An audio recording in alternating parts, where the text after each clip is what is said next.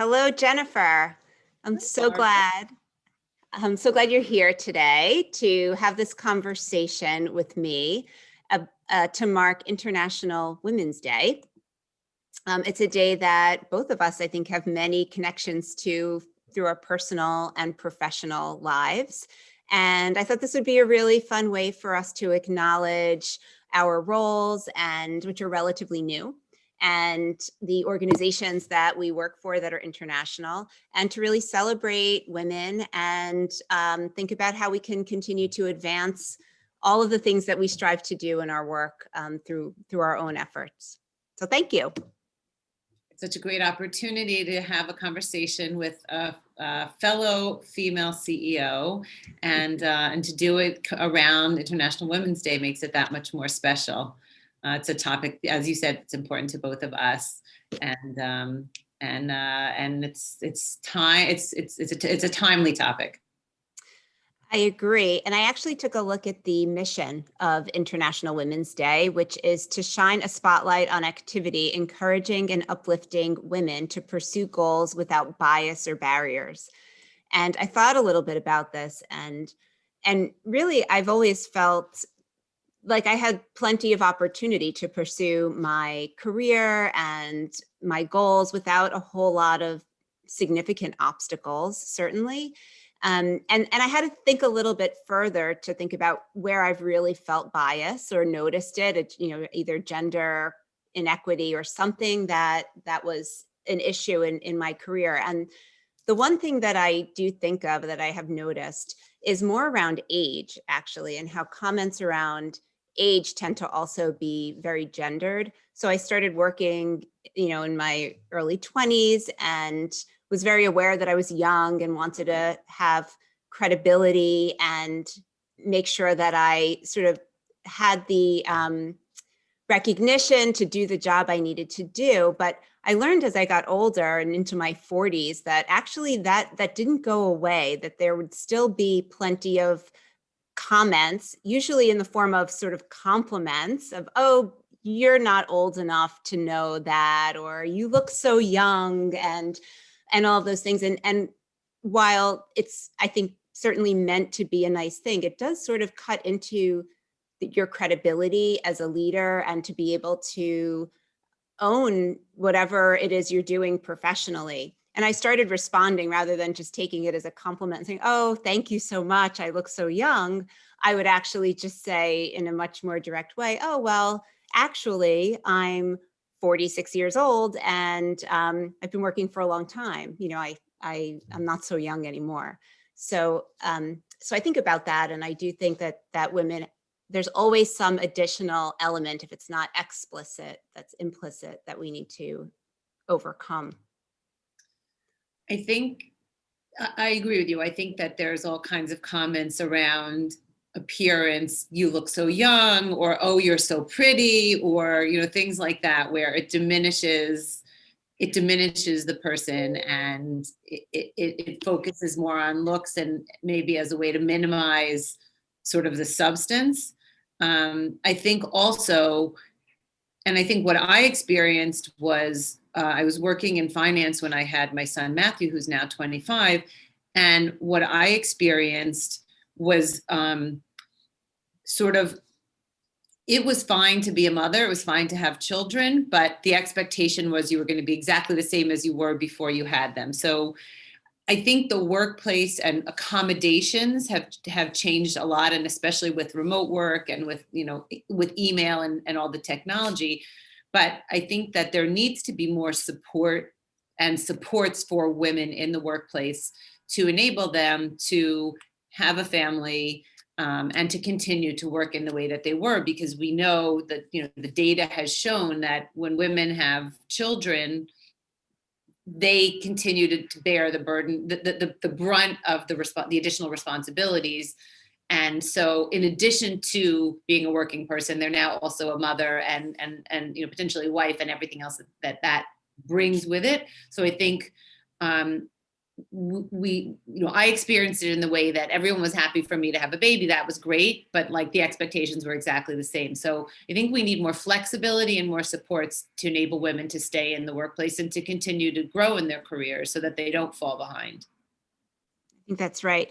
And actually, this year, if nothing else, really highlighted everything you just said for women when suddenly those responsibilities of parenting and working professionally and any other combination of things that women had to contend with just were exacerbated by homeschooling and children without childcare. And so if we're going to think about this past year, which again, for both of us, our first full year in the roles that we're in, also included this really unbelievable year of COVID and challenges and unexpected things, which, as I said, definitely impacted women in pretty significant ways. And I did feel it was a moment for leadership, right? To think about your staff and how to support them in all the different ways they might be experiencing the moment. And I just really, like I said, it was sort of one of those challenges, both, of leadership and how to handle it, and to just really have to be empathetic and flexible and sort of step up in all of those ways, which, certainly we couldn't put any of those leadership tools in our toolbox on the side. It was just everything was front and center. Yeah, I mean, I think that when I thought about leadership and how to lead a team when we all switched to remote overnight, I remember the week of March, I guess it's the week of March 15th, when everything really shut down. All of a sudden we were working remotely and figuring that out. And as I thought about what that would look like for our team, I tried to really think of the individuals and listen to how they were feeling and what the stresses were. And it became clear that for the women working for our organization who had young children, so who were they were a dual income family, and they had young children that primarily the woman was trying to make sure we're being homeschooled, and we're being being on Zooms, and the amount of stress and pressure, and still trying to work full time and uphold their responsibilities. And for me, this was a time to acknowledge, I understand what you're going through. I understand how much you have on your plate, and trying to balance everything and sort of keep all the plates spinning at the same time is so difficult. And we get it, and you do the best you can to navigate this, but we understand. Like I think it was a time as a leader to really look at the team, look at each person on the team holistically, and make sure that they understood that this was a once in 100-year kind of happening, and we need to adjust our expectations and really take into account what people have going on in their personal lives in a way that we didn't really have to do prior to the pandemic. I'm sure you've established something similar. You've experienced something similar, at your organization. Certainly, no question about it. And again, not wanting to be always balancing the whole setting expectations and being sensitive and empathic, and all the different ways that we think to lead.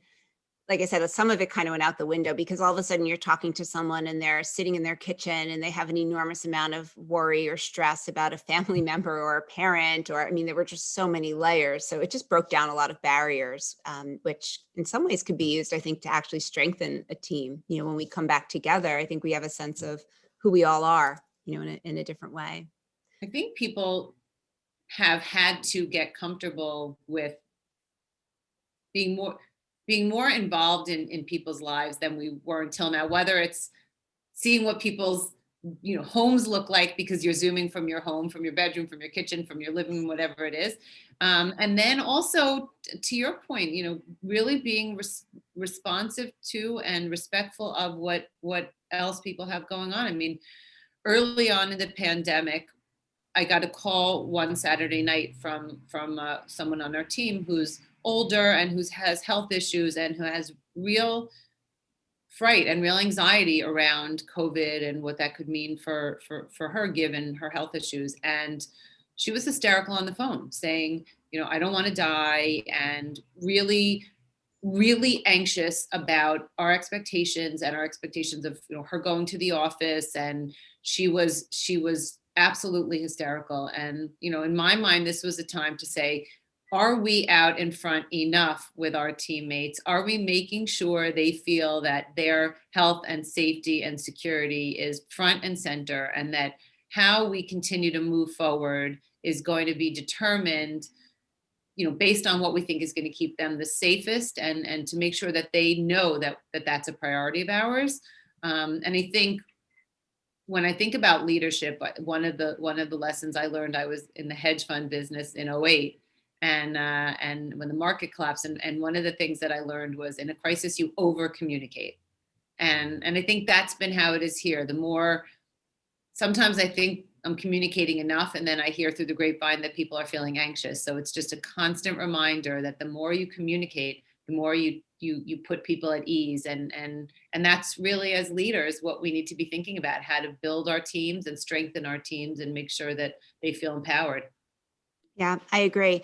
I'm going to actually move on a little bit to the fact that both of our organizations focus on education, and also Israel, not only Israel, but certainly we have that piece in common.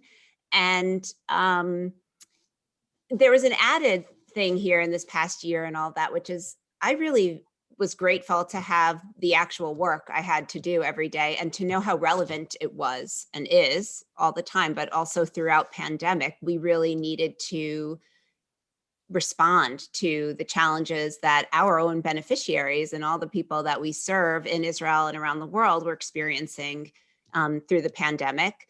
So it felt great to be doing something that was really meaningful and important and felt responsive in the moment.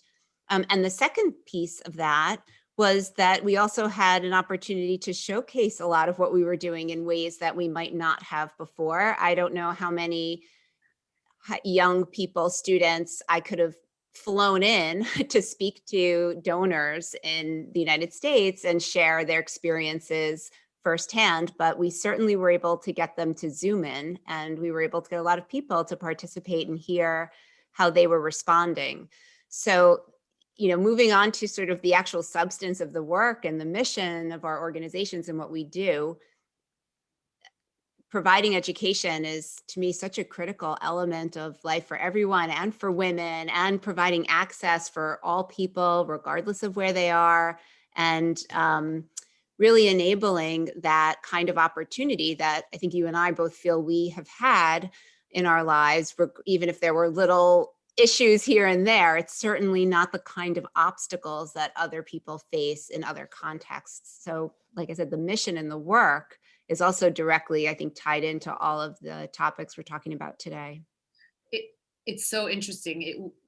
I think we both share, besides our love of Israel, our stress on the importance of education, and access to quality education being a great equalizer. And I think we saw in this pandemic that the pandemic disproportionately impacted those from a lower income demographic, whether it was not having access to reliable Wi-Fi, or having too much of a density in a dwelling so that it makes it very difficult to Zoom and to focus on school, or not having parents who are able to help with Zooming, all sort of issues.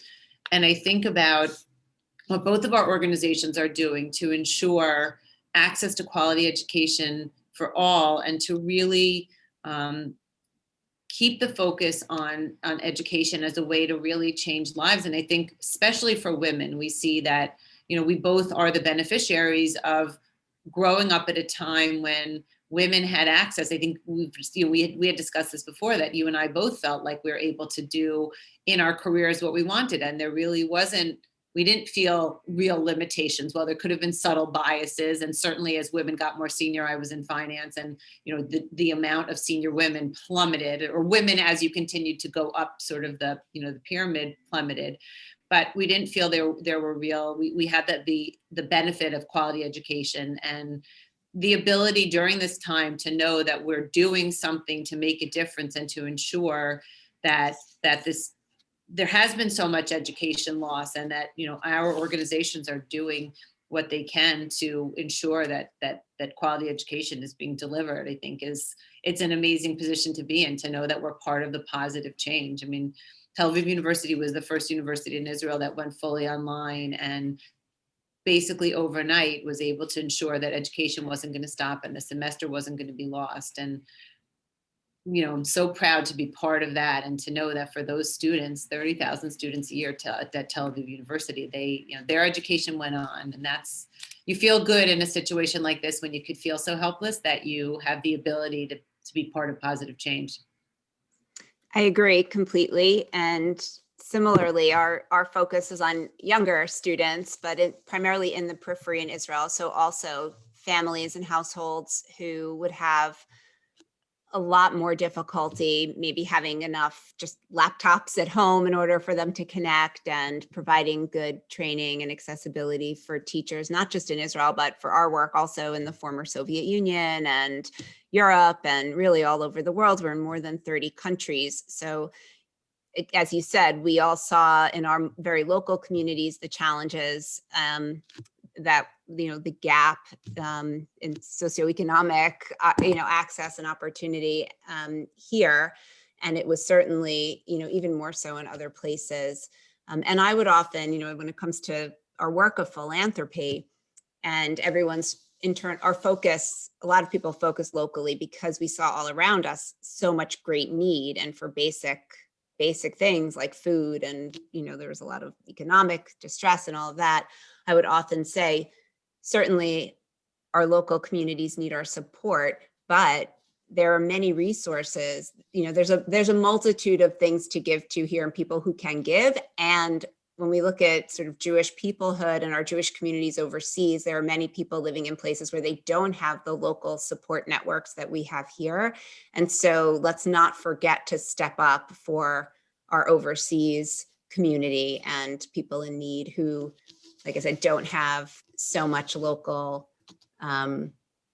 people who can contribute and give and support. Yeah, to your point, we're really a global community, and as we see, there's been so much talk and written about this K-shaped recovery. So you have part of the population that's sort of killed it and has really benefited from during the pandemic. And then you have a large percentage of the population that's just gotten completely run over. And as we think about how to make the world a better place, which is, I think, what both of our organizations are focused on, it's not going to work without lifting up those who don't have the ability and don't have the voice and don't, who need the help of those who do have the ability to advocate and to give and to do on their behalf. And we know that, in honor of or recognition of International Women's Day, we know that lifting up women lifts up families, and education lifts up families and generations, and can change the trajectories. So I think I know that I feel so fortunate every day to be in this seat and to be able to be in such a mission-driven organization. And I know you can relate, where the work being done is really making a difference in lives, and this impact can have this ripple effect to really change trajectories for families and generations to come. And that's pretty special. Yes, and that's actually a great place to end. I could echo exactly what you're saying for ORT, which is doing exactly that, changing for next generation, the opportunities for them to grow and achieve for individuals, students, families, communities. I agree. Education helps lift up everybody, and is good for all. And at ORT, we are very proud of that mission and work every day to do the best we can, as I know you are at American Friends of Tel Aviv University. And I just look forward to seeing what we can keep accomplishing in our own organizations and together, and for the communities we serve. So thank you. Thank you. And I hope that, that this day will show women out there, and especially next generation of women, that, you can be this, you can be a change agent, you can make the world a better place. There's no barrier, there's no boundary. And I think empowerment is what we both want to do and what we both stand for. So it's so nice. Thank you for inviting me to have this conversation with you. And we should continue, I think, to shine the light and bring more light into the world, which we all need at this point. I agree. I agree. And actually just by modeling, right? By modeling the behavior and showing women and young girls out there that they can achieve anything. So we should keep talking, bring others into our circle and let people know what we're doing. I welcome that. Terrific. Have a great day. You too. Thanks, Jen.